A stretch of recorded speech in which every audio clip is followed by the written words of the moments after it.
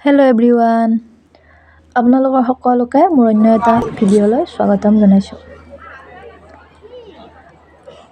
আজি আমি গৈছিলোঁ নলবাৰী জিলাৰ ঐতিহাসিক বালিলেচা মন্দিৰলৈ।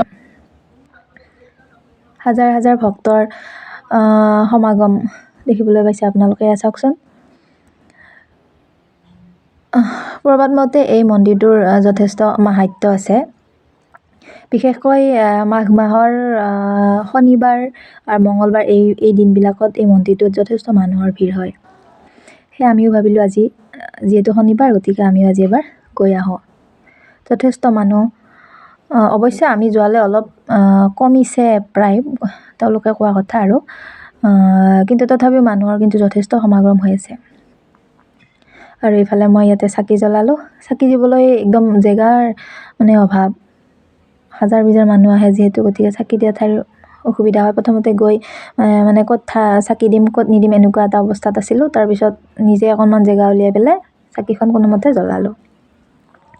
আৰু এয়া মই চাকি জ্বলাইছিলোঁ। তাৰপিছত আপোনালোকে চাওকচোন, ইয়াৰ পৰিৱেশ এয়া। পৰিৱেশটো আছে বহুত ধুনীয়া লগা।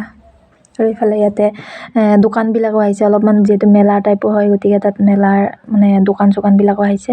আৰু এইফালে আমাৰ এইজনীয়ে কিনিলে এটা, এইটো কি বুলি বা কয় আপোনালোকে জনাবচোন বাৰু, মই কিন্তু নাজানো দেই। আৰু এইফালে মন্দিৰটোৰ কাষতে আছে এয়া পুখুৰীটোৰ পাৰৰ সৌন্দৰ্যবিলাক